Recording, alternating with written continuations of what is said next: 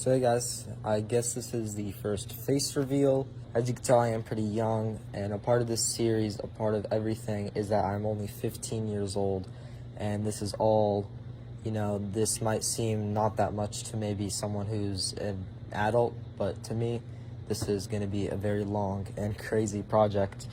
On the theme of the project, so far what's happened is the guy for the carburetor came and looked at it, and long story short, he says it needs a rebuild. Even though it was just rebuilt, he said the previous person did a pretty bad job. It was leaking fuel, and the gasket wasn't sealing, so there was air coming in, and it was just a mess. So while that's getting rebuilt, I have some parts in the meantime. This is a fuel filter, because this filter is pretty clogged, so we'll be changing that out. And then if we have time, we'll be looking at the radio and how that's wired so that we can fix it, because as of the moment it's only going to one speaker. And yeah, as you can see, this is the fuel filter right here. This is the end that used to go to the carburetor. Looks like we need a Phillips to undo this. Alright, looks like we just have to undo this right here. Let me try and snake it out. Alright, let's just, why?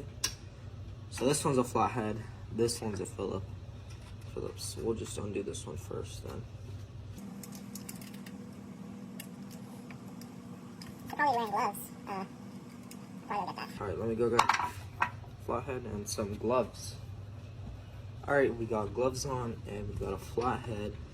Now let's unscrew this one. It's probably hard for y'all to see it, but it's just a simple hose clamp on both sides.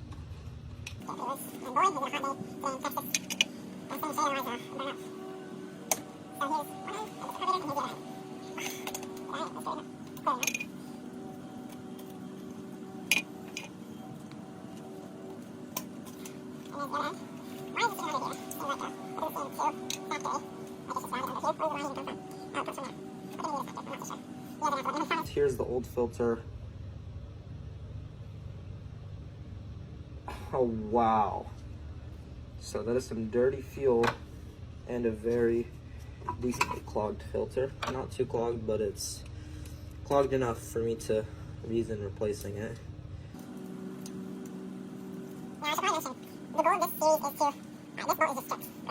The goal of this series is to not just get a hot rod V8 under $8,000, but to get one and restore it to almost show car-like condition. Now obviously some things won't be show car-like with all these aftermarket upgrades, but the goal is somewhere near that range. And here we got the new filter from K&N. Let's just try. Flow is going to be this way, so let's try connecting it to our pipe, not that, this right here.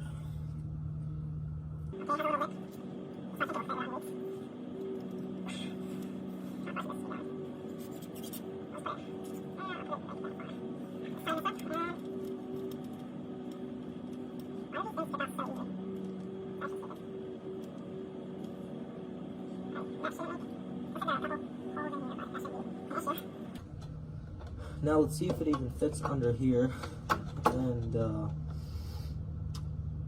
maybe if we put it in from this side.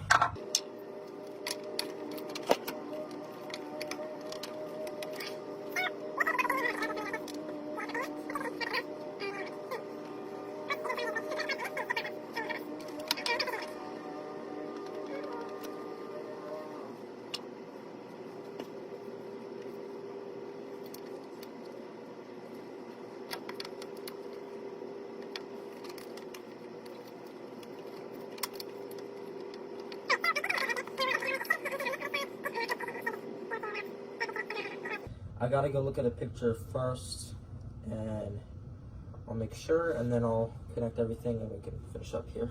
Alright, so after some amount of scrubbing through the footage of the previous videos, I figured out that this location is perfectly fine. This just needs to be cut shorter because basically the carburetor begins right here and the fitting for it is shorter, but when the guy comes, we will cut it accordingly. We can always undo all of this.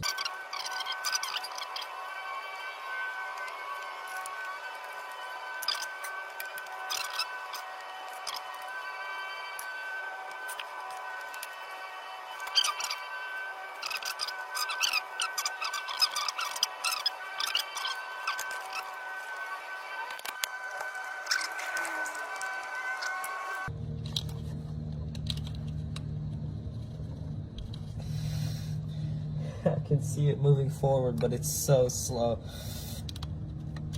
There we go. Oh my god.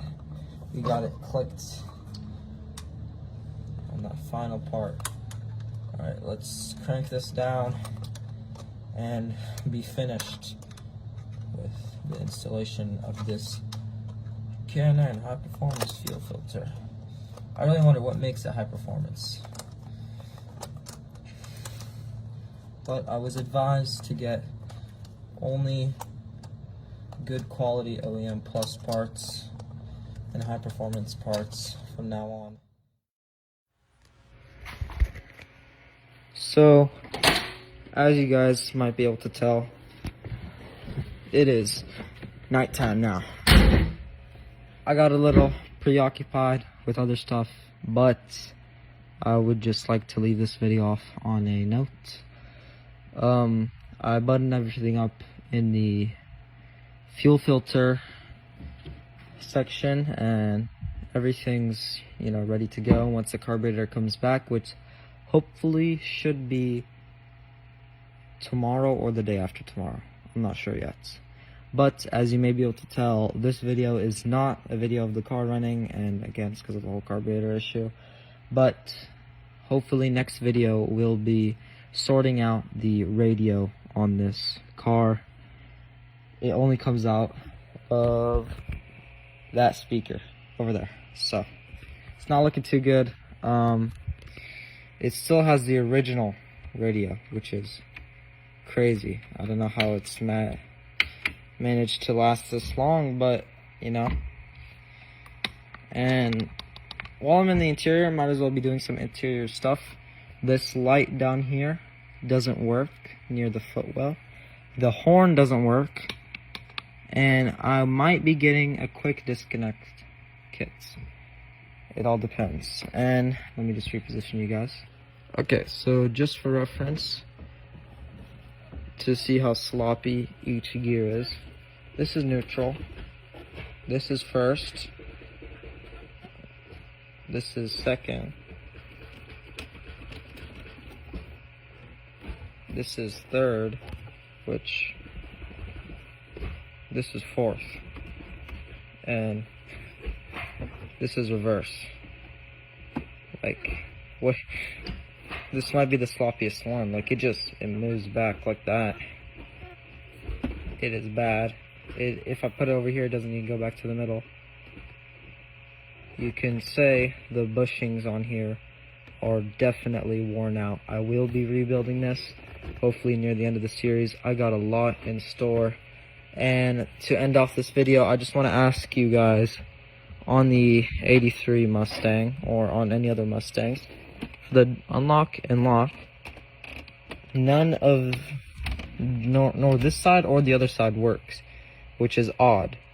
So if any of you guys know an issue with that, I don't even know if there's fuses on this car. You guys are going to have to tell me. I'm clueless. And on that note, have a good day, and I hope you enjoyed.